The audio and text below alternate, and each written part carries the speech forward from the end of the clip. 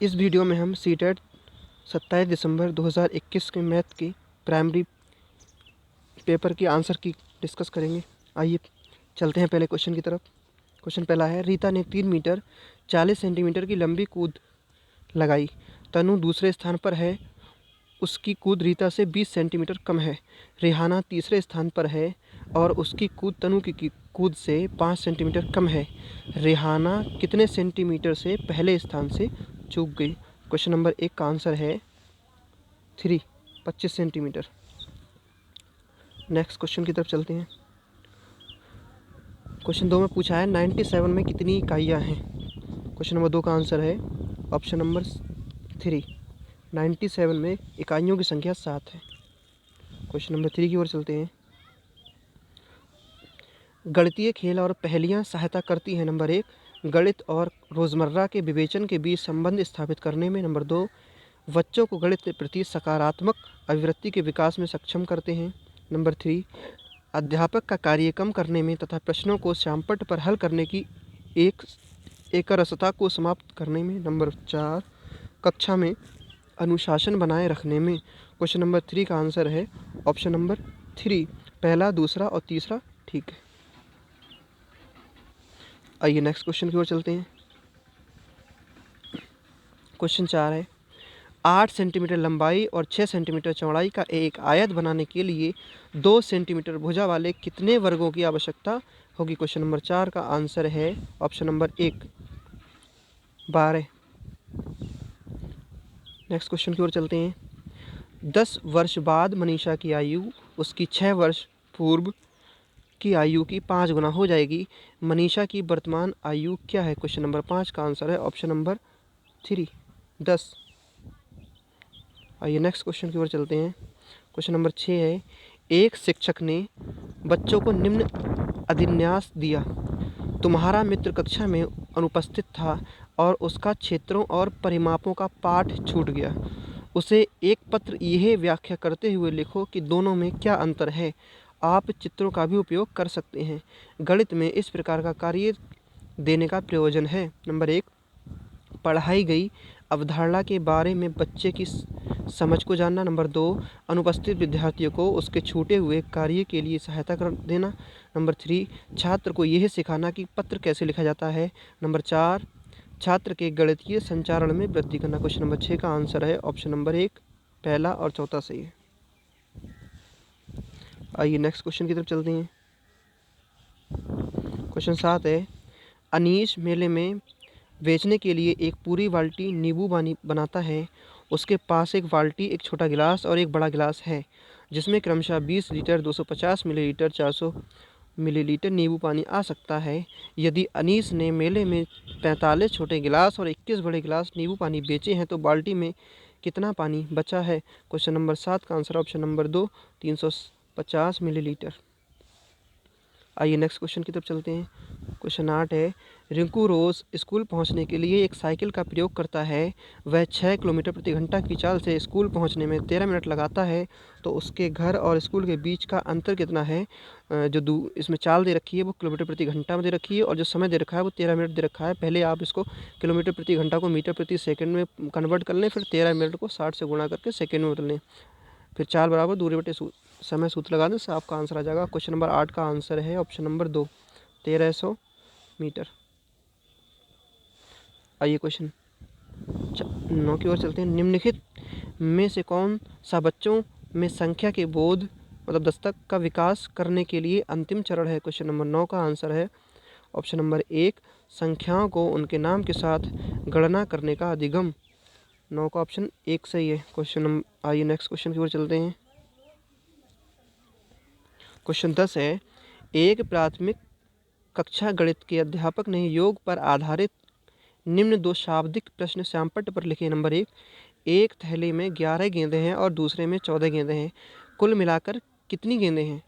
Number 2, एक खिलौना car का मूल्य 245 रुपये है। यदि मूल्य में 50 रुपये की वृद्धि हो जाए तो खिलौना कार का नया मूल्य क्या होगा? निम्न कथनों में से कौन सा कथन उपरोक्त 2 शाब्दिक प्रश्नों के पूछे जाने के उद्देश्य को प्रदर्शित करता है? क्वेश्चन नंबर 10 का आंसर ऑप्शन नंबर 3, छात्र गणितीय योग की संरचना को समझने में और योग की अवधारणा का उपयोग विभिन्न परिस्थितियों में पहचानने में सक्षम होने चाहिए। क्वेश्चन नंबर 11 की ओर चलते हैं। 2 - 2 + 2 - 2 + 2 - 2 n का मान क्या होगा? बेटा यहाँ पे आप देखेंगे तो 2 + 2 मतलब 2 बार है, और 2 बार होने पे 2 से 2 कट जा रहा है, मतलब 0 बच रहा है, तो n का मान 0 आएगा जब n एक सम संख्या है। ठीक है, तो ऑप्शन नंबर 11 का 1 सही है। 0 जब n एक सम संख्या होगी तो हमेशा इसका मान 0 आएगा। क्वेश्चन 12 की ओर चलते हैं। एक स्कूल के सभागार में 2/7 लड़कियां हैं। यदि लड़कों की संख्या लड़कियों की संख्या से 111 अधिक है तो विद्यालय के सभागार में कुल कितने लड़के हैं? तो क्वेश्चन नंबर 12 का आंसर है ऑप्शन नंबर 185 लड़के हैं। क्वेश्चन 13 की ओर चलते हैं। शिक्षक बच्चों को बताता है कि विश्व की सबसे ऊंची इमारत की ऊंचाई 828 मीटर है। जगत उत्तर देता है, यदि हम एक के ऊपर एक अपनी कक्षा को लगाएं तो पूरी 120 कक्षाएं उस इमारत को ढक लेंगी। जगत की कक्षा की ऊंचाई कितनी है? आप 828 को 120 से भाग कर दिए तो आंसर आपका आएगा 6.9 मीटर। क्वेश्चन नंबर 13 का आंसर है ऑप्शन नंबर 2, 6.9 मीटर। क्वेश्चन 14 की ओर चलते हैं। त्रिआयामी आकृतियों के संकल्पनात्मक विकास को दर्शाने के लिए निम्नलिखित क्रियाकलापों का क्रम दिया गया है। ये आकृतियाँ एक यादृच्छिक क्रम में है। नंबर 1, 2 आकृतियों की तुलना करना और पहचानना कि उनमें क्या समानता है और असमानता है। नंबर 2, खेलने वाली चिकनी मिट्टी से त्रिआयामी आकृतियों की रचना करना। नंबर 3, जाल के प्रयोग से आकृतियाँ बनाना। नंबर 4, ज्यामितीय उपकरणों जैसे कि प्रकार रेखनी के प्रयोग से आकृतियों की रचना करना। क्वेश्चन नंबर 14 का आंसर है ऑप्शन नंबर 1, दूसरा, पहला, तीसरा, चौथा। इसमें ये कह रहा है कि इसे क्रम में लगाओ। ठीक है, क्वेश्चन 15 की ओर चलते हैं। व्यवकलन की समस्या व्यवकलन की एक समस्या 445 के सामने रखने पर एक विद्यार्थी ने कहा यदि 40 होता तो उत्तर 60 होगा, परंतु वही 45 है, इसलिए 55, 155, 255, 355 होगा, इसलिए 400 - 45 355 होगा। विद्यार्थी द्वारा प्रयुक्त युक्ति के लिए निम्नलिखित कथनों में से कौन सा कथन सही नहीं है? क्वेश्चन नंबर 15 का आंसर है ऑप्शन नंबर 2, ये समस्या हल करने की हिट और ट्रायल यानी तत्कालिक अनुमान और प्रयास युक्ति है। क्वेश्चन नंबर 15 का ऑप्शन नंबर 2 सही है। आइए क्वेश्चन नंबर 16 की ओर चलते हैं। फर्श पर 1 से 200 तक की संख्याएं लिखी गई हैं। 3 दोस्त चेंग, स्नेहा और सलीम संख्याओं पर कूदना शुरू करते हैं। चेंग 83 पर है और प्रत्येक 7वीं संख्या पर कूदता है। स्नेहा 94 पर है और प्रत्येक 5वीं संख्या पर कूदती है। सलीम 106 पर है और प्रत्येक 34 संख्या पर कूदता है। वे सभी जिस सामान्य संख्या पर कूदेंगे वह होगी। बेटा क्वेश्चन नंबर 16 में जो ऑप्शन दे रखे हैं इसमें से कोई सा आंसर नहीं है, इसका आंसर 174 होगा। ठीक है, इसके सारे ऑप्शन गलत हैं। क्वेश्चन 17 की ओर चलते हैं। निहाल को गणित की एक परीक्षा में 78 परसेंटाइल अंक मिले, ये निम्न में से किस प्रकार के परीक्षण का उदाहरण है? क्वेश्चन नंबर 17 का ऑप्शन नंबर 2 सही है। ठीक है, मानदंड संदर्भित परीक्षण। क्वेश्चन नंबर 17 का ऑप्शन नंबर 2 सही है। आइए नेक्स्ट क्वेश्चन की ओर चलते हैं। क्वेश्चन 18 है, एक शिक्षिका अपने छात्रों को विभिन्न भुजाओं के माप वाले वर्गों के कट आउट देती है। वह उनको ग्राफ पेपर पर वर्गों को रेखांकित करने और रेखांकित वर्ग खानों को गिनने के लिए भी कहती है। साथ ही छात्रों को उनके द्वारा रेखांकित किए गए खानों की संख्याओं और भुजा की लंबाई के बीच संबंध स्थापित करने के लिए कहती है। निम्नलिखित विधियों में से कौन सी विधि का उपयोग अध्यापिका ने किया है? क्वेश्चन नंबर 18 का ऑप्शन नंबर 1 सही है। उसने आगमनात्मक विधि का प्रयोग किया है क्योंकि उसने पहले एग्जाम्पल दिया है, इसके बाद नियम समझाने की कोशिश कर रही है। आइए क्वेश्चन नंबर 19 की ओर चलते हैं। Which is the following words will read exactly the same on half a turn? जिक्र है कि आधा घुमाने पर ऐसा कौन सा शब्द है जो सेम दिखेगा? तो क्वेश्चन नंबर 19 का पहला ऑप्शन नंबर 1 सही है, स्विम्स। अगर स्विम्स का हम आधा पलट के लिख देंगे तो ये स्विम्स ही रहेगा। क्वेश्चन 20 की ओर चलते हैं। 4 अंकों की सबसे बड़ी संख्या और 2 अंकों की सबसे बड़ी संख्या का अंतर है। 4 अंकों की सबसे बड़ी संख्या 4 9 9 9 है और 2 अंकों की सबसे नहीं सबसे छोटी संख्या पूछा है। ठीक है, तो इसमें ये नहीं, इसमें 4 अंकों की सबसे छोटी संख्या 1 वगैरह 2 अंकों की सबसे छोटी संख्या, इसमें आप जब घटाएंगे तो इसका आंसर आएगा 109 901। क्वेश्चन नंबर 20 का ऑप्शन नंबर डी ठीक है। क्वेश्चन 21 की ओर चलते, एक विभाजन के प्रश्न में भाजक भागफल का 6 गुना है और शेषफल का 2 गुना है। यदि शेषफल 6 है तो संख्या क्या होगी? तो क्वेश्चन नंबर 21 का ऑप्शन नंबर 3 सही है, 30। क्वेश्चन नंबर 21 का ऑप्शन नंबर 3 सही है। ठीक है, ये है भाज्य बराबर भाजक गुणा भागफल प्लस शेषफल से निकल जाएगा। ठीक है, यदि शेषफल 6 है, ठीक है, और इसमें दे रखा, आप इसको हल करेंगे तो इसका आंसर 30 आ जाएगा। क्वेश्चन 22 की ओर चलते हैं। गणित के शिक्षण और अधिगम में प्रौद्योगिकी के बारे में निम्नलिखित कथनों में से कौन सा सही है? क्वेश्चन नंबर 22 का आंसर है ऑप्शन नंबर 3, प्रौद्योगिकी गणित नहीं है, मतलब ICT इज नॉट सा मैथ, ये केवल गणित को हल करने की विधि है। क्वेश्चन नंबर 22 का ऑप्शन नंबर 3 सही है। ठीक है, आइए क्वेश्चन नंबर 23 की ओर चलते हैं। 1 मीटर का 3/4 बराबर है। ठीक है, 1 मीटर का 3/4 जो बराबर होगा वो 75 सेंटीमीटर के होगा। 1 मीटर यानी 100 सेंटीमीटर, और इसको कहा है 3/4, 3/4। अब हम 4 से काटेंगे तो 4 एकम 4, और 25 चौका 100, और 25 तियाँ 75। ठीक, आइए क्वेश्चन नंबर 24 की ओर चलते हैं।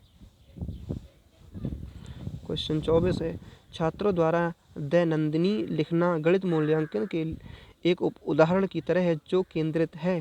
क्वेश्चन नंबर 24 का आंसर ऑप्शन नंबर 1, गणित छात्रों की गणितीय भाषा सुधारने पर। 24 का ऑप्शन 1 सही है। आइए क्वेश्चन नंबर 25 की ओर चलते हैं। An elementary school mathematics teacher decided to make a unit plan on geometrical shapes. He writes the following expected learning outcomes. Number 1, recognize various shapes. Number 2, differentiate between various shapes. Number 3, identify sides, angle and vertices of shapes. Which of the following levels of Van Hale geometric reasoning is the assessing his student on?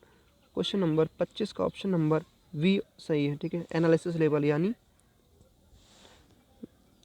विश्लेषण स्तर। ठीक है, question number 26 की ओर चलते हैं।